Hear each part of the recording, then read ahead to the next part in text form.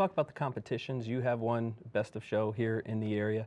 Just a little bit about what you've won Best in Show using, and just about how they go about judging what would be considered a Best in Show.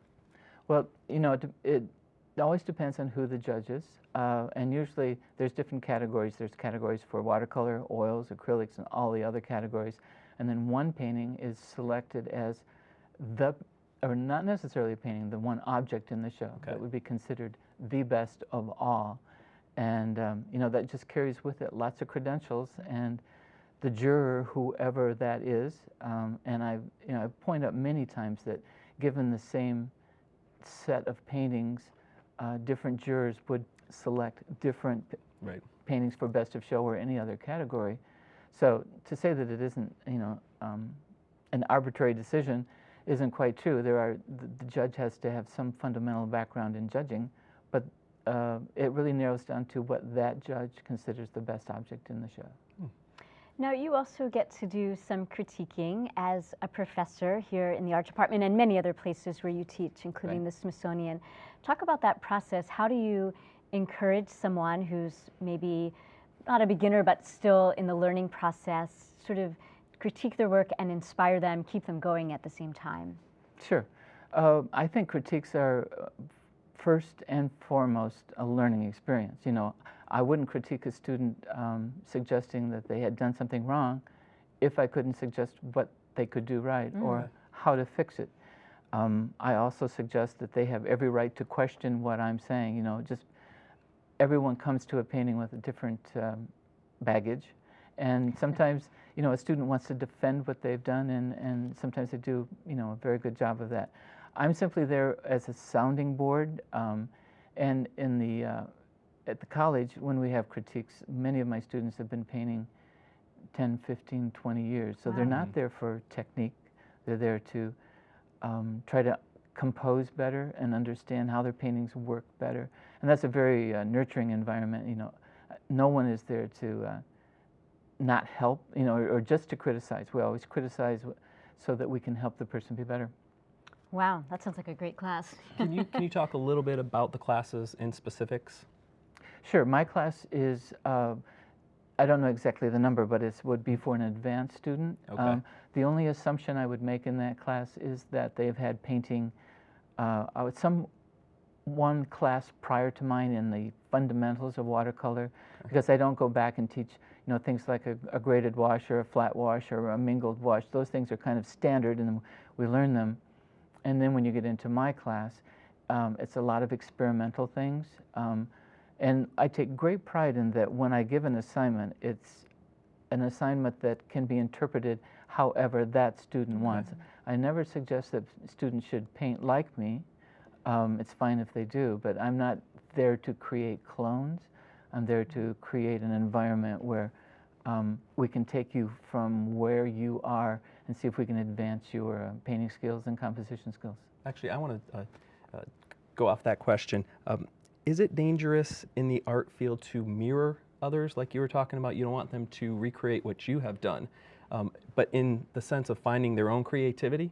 Well, I think in the beginning, I think you really do have to mirror simply so that you can understand the process of how that artist did that. But then there becomes a point where you have to jump off and make it your own. Every artist is looking for his own style. People can't look at my work and not know that I did it. Now, on occasion, there could be someone who paints so much like me that they would think I did, but creating a style of your own is pretty important. But I think, well, in the Asian culture, they copy the masters for years and years and years and years until they learn the brushstrokes, and then they can become more creative. I'm not quite that, and my students don't have to copy, but I think you can look at the masters and you can always learn from the masters. And one thing that is different of your paintings than maybe anybody else's are that you paint on very large, extremely large surfaces. Correct. Talk a little bit about why you did that and how large they are. The standard piece of watercolor paper that you buy from the store would be 22 by 30 inches. And mine would be at least 4 times that, sometimes 5 times that, sometimes 6 times that. So I've run out of supplies where I can go buy a sheet of paper. I have to buy a roll of paper and cut it to what I want. And And you know, and probably the most often asked question I get is, why do you want to paint so big? And the answer is really quite simple. You know, I enjoy it, first of all, but also I like my audience to be participating in my work rather than a visual,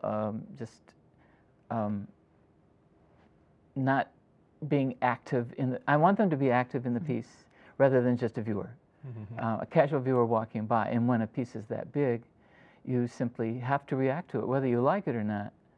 You know, you can stand in front of it and decide that for yourself, but it almost demands attention when they're that big. So I enjoy the process of working that big. I have a 12-foot table, and my paintings stretch out all 12 foot. And that's amazing. sometimes I have to walk around the table to paint on them because it's easier than moving the piece of paper. I'm the one that moves. And painting a 12-foot painting, that takes, once you start with the color, that takes how long? Generally speaking, 3 weeks to a month. I don't work on it every day. And I don't work 8 hours a day on the same painting. I've learned that knowing when to paint is just as important as knowing when not to paint. Just because I have time to paint doesn't mean that I should be there. I have to be focused, and my criteria is that when I'm thinking about anything other than the end of my paintbrush, I need to stop. And then I can pick it back up later, but painting because I have time to paint is not something that I do. It has to be the right time to paint. Talk a little bit about, well, I was reading on your website, talk about your website, and I read something that really interested me, and it's the heart of the artist and the spirit of the medium. Right. Now, what does that mean? Well, I think when people are always asking my criteria for judging a piece of artwork, and when I look at a piece of artwork, I like to see something of the person that created it. Okay. And that would be the heart of the person. And I think every art medium has its own